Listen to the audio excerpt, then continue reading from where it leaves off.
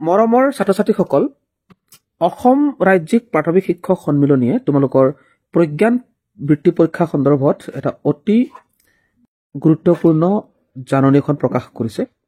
মই এই ভিডিঅ'ত তোমালোকক এই জাননীখনৰ সন্দৰ্ভত সবিশেষ জনাই দিম। চ' তোমালোকে ভিডিঅ'ৰ শেষলৈকে মনোযোগেৰে চাবা, তেতিয়া তোমালোকে সকলো কথা ভালদৰে জানিব পাৰিবা। ইয়াতে চোৱা লিখিছে অসম ৰাজ্যিক প্ৰাথমিক শিক্ষক সন্মিলনী আৰু লিখিছে বিষয় প্ৰজ্ঞান প্ৰতিভা সন্ধানী পৰীক্ষা 2025ৰ সময়সূচী সন্দৰ্ভত।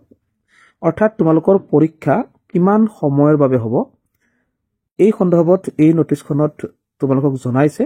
চ' ইয়াতে আমি যদি চাওঁ, ইয়াত লিখিছে যে শ্ৰদ্ধাভাজন শিশু অভিনন্দন গ্ৰহণ কৰিব।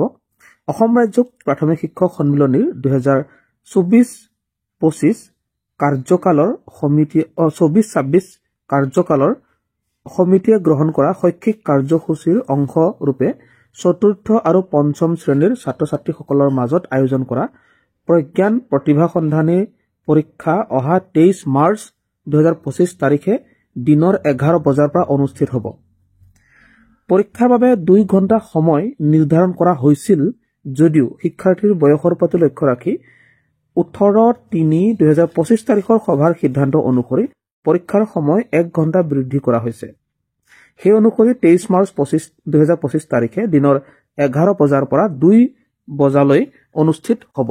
সকলো পৰীক্ষা কেন্দ্ৰৰ সমূহ পৰীক্ষাৰ্থীলৈ এই বাৰ্তা আগতীয়াকৈ প্ৰেৰণ কৰিবলৈ অনুৰোধ জনোৱা হ'ল। গতিকে ছাত্ৰ ছাত্ৰীসকল, এইটো এটা বহুত গুৰুত্বপূৰ্ণ তোমালোকৰ জাননী আছিলে।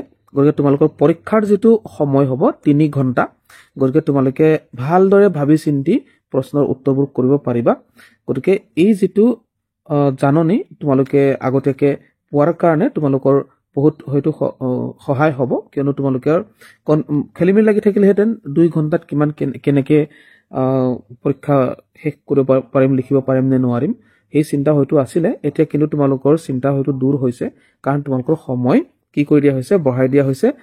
মুঠ 3 ঘণ্টা সময় তোমালোকে পৰীক্ষা দিব পাৰিবা। গতিকে ছাত্ৰ ছাত্ৰীসকল, তোমালোকে যদি প্ৰজ্ঞান বৃত্তি পৰীক্ষাৰ গণিত, ইংৰাজী, অসমীয়া, পৰিৱেশ বা সাধাৰণ জ্ঞানৰ বিভিন্ন ধৰণৰ ভিডিঅ' অৰ্থাৎ প্ৰশ্ন তোমালোকে জানিবৰ কাৰণে এই ভিডিঅ'ৰ ডেছক্ৰিপশ্যন বক্সত লিংক দিয়া আছে, লিংকত ক্লিক কৰি পেলাই ভিডিঅ'সমূহ চাব পাৰিবা। ইতিমধ্যে তোমালোকৰ সকলো বিষয়ৰ প্ৰশ্নৰ উত্তৰৰ সমাধান দিয়া হৈছে, তোমালোকে ভিডিঅ'সমূহ চাব পাৰিবা।